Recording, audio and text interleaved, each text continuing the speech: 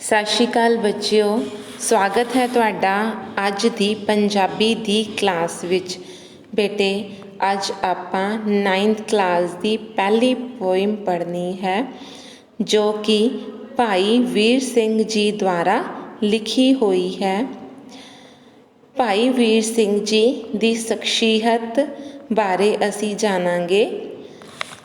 ਆਧੁਨਿਕ ਪੰਜਾਬੀ ਕਵਿਤਾ ਦੇ ਮੋਢੀ ਕਵੀ ਭਾਈ ਵੀਰ ਸਿੰਘ ਜੀ ਦਾ ਜਨਮ ਹੋਇਆ ਸੀ 5 ਦਸੰਬਰ 1872 ਈਸਵੀ ਨੂੰ। ਇਹਨਾਂ ਦਾ ਜਨਮ ਅੰਮ੍ਰਿਤਸਰ ਵਿੱਚ ਹੋਇਆ। ਭਾਈ ਵੀਰ ਸਿੰਘ ਜੀ ਦੀਆਂ ਕਵਿਤਾਵਾਂ ਜ਼ਮੀਨ ਤੋਂ ਉੱਠ ਕੇ ਅਸਮਾਨ ਤੱਕ ਪਹੁੰਚਣ ਵਾਲੇ ਵਿਚਾਰ ਪੇਸ਼ ਕਰਦੀਆਂ ਹਨ। ਇਹਨਾਂ ਦੀਆਂ ਕਵਿਤਾਵਾਂ ਗੁਰਬਾਣੀ ਤੋਂ ਪ੍ਰਭਾਵਿਤ ਹੋਣ ਕਰਕੇ ਸਿੱਖ ਵਿਚਾਰਧਾਰਾ ਨੂੰ ਪ੍ਰਗਟਾਉਂਦੀਆਂ ਹਨ। ਭਾਈ ਵੀਰ ਸਿੰਘ ਜੀ ਦੀ ਕਵਿਤਾ ਵਿੱਚ ਅਸੀਂ ਗੁਰਬਾਣੀ ਦੇ ਵਿਚਾਰਾਂ ਨੂੰ ਵੀ ਦੇਖਾਂਗੇ। ਇਹਨਾਂ ਦੀਆਂ ਕਵਿਤਾਵਾਂ ਵਿੱਚ ਭਾਰਤੀ ਏਕਤਾ ਦੀ ਝਲਕ ਵੀ ਮਿਲਦੀ ਹੈ। ਭਾਈ ਵੀਰ ਸਿੰਘ ਜੀ ਨੇ ਕਈ ਕਾਵਿ ਪੁਸਤਕਾਂ ਦੀ ਰਚਨਾ ਕੀਤੀ, ਜਿਨ੍ਹਾਂ ਵਿੱਚੋਂ ਬਿਜਲੀਆਂ ਦੇ ਹਾਰ, ਲਹਿਰਾਂ ਦੇ ਹਾਰ, ਨਨਦ ਭਰਜਾਈ, ਮਟਕ ਹੁਲਾਰੇ, ਰਾਣਾ ਸੂਰਜ ਸਿੰਘ ਅਤੇ ਮੇਰੇ ਸਾਈਆਂ ਜੀਓ, ਪ੍ਰੀਤ ਵੀਨਾ, ਕੰਬਦੀ ਕਲਾਈ ਵੀ ਹਨ। ਭਾਈ ਵੀਰ ਸਿੰਘ ਜੀ ਨੇ ਬਹੁਤ ਸਾਰੇ ਕਾਵਿ ਪੁਸਤਕਾਂ ਦੀ ਰਚਨਾ ਕੀਤੀ ਹੈ। ਉਹਨਾਂ ਦੀ ਹੀ ਇੱਕ ਕਵਿਤਾ ਹੈ ਸਮਾਂ, ਜੋ ਕਿ ਤੁਹਾਡੀ ਪਾਠ ਪੁਸਤਕ ਵਿੱਚ ਸ਼ਾਮਿਲ ਕੀਤੀ ਗਈ ਹੈ, ਜਿਸ ਨੂੰ ਅਸੀਂ ਅੱਜ ਵਿਸਥਾਰ ਨਾਲ ਪੜ੍ਹਨਾ ਹੈ। ਇਹ ਕਵਿਤਾ ਬੇਟੇ ਜੋ ਸਮਾਂ ਹੈ, ਇਹ ਕਵਿਤਾ ਸਮੇਂ ਦੇ ਬਾਰੇ ਹੈ। ਇਸ ਵਿੱਚ ਕਵੀ ਜੀ ਦੱਸਦੇ ਹਨ ਕਿ ਸਮਾਂ ਉਹ ਹਮੇਸ਼ਾ ਚੱਲਦੇ ਰਹਿੰਦਾ ਹੈ। ਸਮਾਂ ਕਦੇ ਵੀ ਰੁਕਦਾ ਨਹੀਂ। ਜੇ ਕੋਈ ਸਮੇਂ ਨੂੰ ਬੰਨ੍ਹਣਾ ਚਾਹੇ ਕਿ ਸਮਾਂ ਰੁਕ ਜਾਏ, ਪਰ ਫਿਰ ਵੀ ਸਮਾਂ ਨਹੀਂ ਰੁਕਦਾ। ਉਹ ਆਪਣੀ ਤੇਜ਼ ਗਤੀ ਨਾਲ ਦੌੜਦਾ ਹੀ ਜਾਂਦਾ ਹੈ। ਸਾਰੀਆਂ ਹੱਦਾਂ ਨੂੰ ਤੋੜਦਾ ਹੋਇਆ ਉਹ ਅੱਗੇ ਨਿਕਲ ਜਾਂਦਾ ਹੈ। ਤਾਂ ਤੁਹਾਡੀ ਪਾਠ ਪੁਸਤਕ ਦੀ ਕਵਿਤਾ ਜੋ ਸਮਾਂ ਹੈ ਉਹ ਇਸ ਪ੍ਰਕਾਰ ਹੈ। ਰਹੀ ਵਾਸਤੇ ਘੱਤ, ਸਮੇਂ ਨੇ ਇੱਕ ਨਾ ਮੰਨੀ, ਫੜ ਫੜ ਰਹੀ ਤਰੀਕ, ਸਮੇਂ ਖਿਸਕਾਈ ਕੰਨੀ, ਕਿਵੇਂ ਨਾ ਸਕੀ ਰੋਕ, ਅਟਕ ਜੋ ਪਾਈ ਪੰਨੀ, ਤ੍ਰਿਖੇ ਆਪਣੇ ਵੇਗ, ਗਿਆ ਟੱਪ ਬੰਨੇ ਬੰਨੀ। ਇਸ ਵਿੱਚ ਕਵੀ ਜੀ ਕਹਿੰਦੇ ਹਨ, ਰਹੀ ਵਾਸਤੇ ਘੱਤ। ਵਾਸਤੇ ਦਾ ਮਤਲਬ ਹੁੰਦਾ ਤਰਲੇ, ਘੱਤ ਦਾ ਮਤਲਬ ਹੁੰਦਾ ਹੈ ਪਾਉਣਾ। ਇਸ ਵਿੱਚ ਕਵੀ ਕਹਿ ਰਹੇ ਹਨ ਕਿ ਮੈਂ ਸਮੇਂ ਨੂੰ ਰੋਕਣ ਲਈ ਸਮੇਂ ਦੇ ਅੱਗੇ ਤਰਲੇ ਪਾਏ। ਸਮੇਂ ਦੇ ਅੱਗੇ ਤਰਲੇ ਪਾਉਣ ਦਾ ਮਤਲਬ ਹੈ ਸਮੇਂ ਨੂੰ ਮੈਂ ਬਹੁਤ ਜ਼ਿਆਦਾ ਮਿੰਨਤਾਂ ਕੀਤੀਆਂ, ਪਰ ਸਮੇਂ ਨੇ ਮੇਰੀ ਇੱਕ ਵੀ ਗੱਲ ਨਹੀਂ ਮੰਨੀ। ਮੈਂ ਸਮੇਂ ਦੇ ਅੱਗੇ ਮਿੰਨਤਾਂ ਕੀਤੀਆਂ ਕਿ ਸਮਾਂ ਤੂੰ ਰੁਕ ਜਾ, ਪਰ ਸਮੇਂ ਨੇ ਮੇਰੀ ਇੱਕ ਵੀ ਗੱਲ ਨਹੀਂ ਮੰਨੀ। ਫੜ ਫੜ ਰਹੀ ਤਰੀਕ, ਤਰੀਕ ਦਾ ਮਤਲਬ ਹੁੰਦਾ ਖਿੱਚਣਾ। ਮੈਂ ਸਮੇਂ ਨੂੰ ਫੜ ਫੜ ਕੇ ਖਿੱਚਣ ਦਾ ਬਹੁਤ ਯਤਨ ਕੀਤਾ। ਜਿਵੇਂ ਅਸੀਂ ਕਿਸੇ ਨੂੰ ਰੋਕਦੇ ਹਾਂ ਨਾ, ਉਸਨੂੰ ਫੜ ਕੇ ਉਸਨੂੰ ਰੋਕਦੇ ਹਾਂ।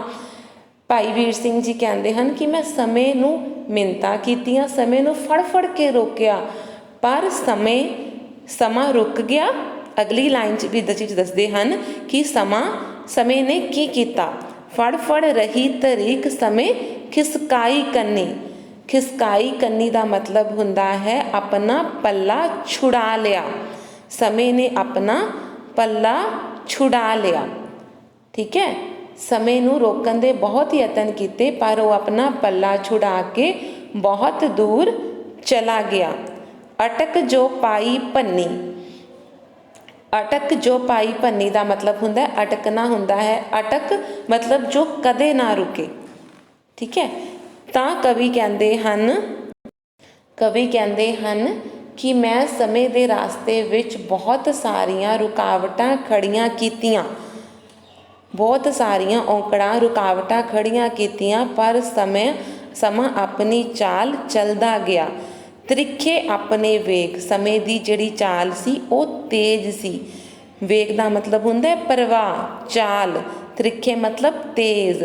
ਸਮੇਂ ਦੀ ਚਾਲ ਬਹੁਤ ਤੇਜ਼ ਸੀ। ਉਹ ਸਾਰੀਆਂ ਹੱਦ ਬੰਨੇ ਨੂੰ ਟੱਪ ਗਿਆ। ਸਮਾਂ ਕਿਸੇ ਦੇ ਵੀ ਰੁਕਿਆ ਨਹੀਂ।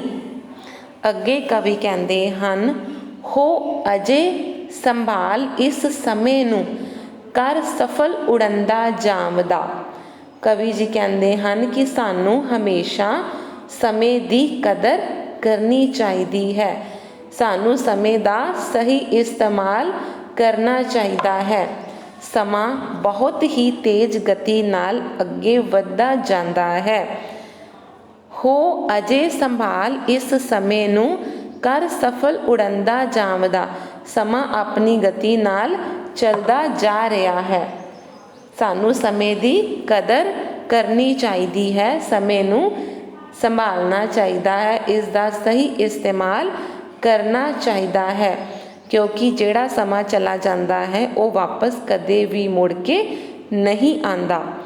ਇਹ ਠਹਿਰਨ ਜਾਚ ਨਾ ਜਾਵਦਾ, ਲੰਘ ਗਿਆ ਨਾ ਮੁੜ ਕੇ ਆਵਦਾ। ਸਮੇਂ ਨੂੰ ਜਾਂਚ ਦਾ ਮਤਲਬ ਹੁੰਦਾ ਤਰਤੀਬ। ਸਮੇਂ ਨੂੰ ਜਾਂਚ ਨਹੀਂ ਪਤਾ, ਰੁਕਣ ਦਾ ਢੰਗ ਨਹੀਂ ਪਤਾ, ਤਰੀਕਾ ਨਹੀਂ ਪਤਾ। ਸਮੇਂ ਨੂੰ ਨਹੀਂ ਪਤਾ ਕਿ ਕਿਵੇਂ ਰੁਕਣਾ ਹੈ।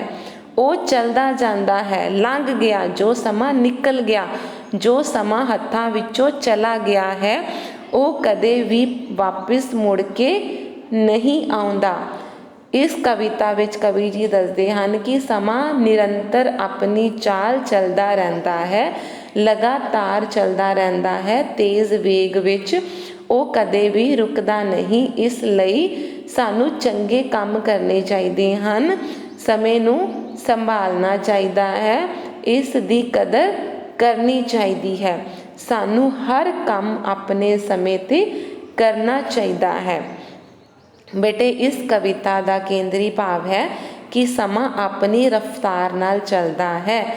ਬੀਤਿਆ ਹੋਇਆ ਸਮਾਂ ਕਦੇ ਵੀ ਮੁੜ ਕੇ ਵਾਪਿਸ ਨਹੀਂ ਆਉਂਦਾ। ਜਦੋਂ ਇੱਕ ਵਾਰੀ ਸਮਾਂ ਚਲਾ ਜਾਂਦਾ ਹੈ, ਹੱਥਾਂ ਵਿੱਚੋਂ ਨਿਕਲ ਜਾਂਦਾ ਹੈ, ਤਾਂ ਅਸੀਂ ਚਾਹੇ ਲੱਖਾਂ ਹੀ ਯਤਨ ਕਰ ਲਈਏ, ਅਨੇਕਾਂ ਹੀ ਕੋਸ਼ਿਸ਼ਾਂ ਕਰ ਲਈਏ, ਇਸ ਨੂੰ ਰੋਕਿਆ ਨਹੀਂ ਜਾਂਦਾ। ਸਮੇਂ ਦਾ ਸਹੀ ਇਸਤੇਮਾਲ ਕਰਕੇ ਸਮੇਂ ਨੂੰ ਸਾਂਭਿਆ ਜਾ ਸਕਦਾ ਹੈ। ਉਮੀਦ ਹੈ ਬੱਚਿਓ, ਤੁਸੀਂ ਇਸ ਕਵਿਤਾ ਨੂੰ ਚੰਗੀ ਤਰ੍ਹਾਂ ਸਮਝ ਪਾਏ ਹੋਵੋਗੇ ਅਤੇ ਸਮੇਂ ਦੀ ਸਹੀ ਕਦਰ ਕਰੋਗੇ, ਉਸ ਦੀ ਪਛਾਣ ਕਰੋਗੇ ਅਤੇ ਸਮਾਂ ਕਦੇ ਵੀ ਵਿਅਰਥ ਨਹੀਂ ਗਵਾਓਗੇ। ਧੰਨਵਾਦ ਬੱਚਿਓ।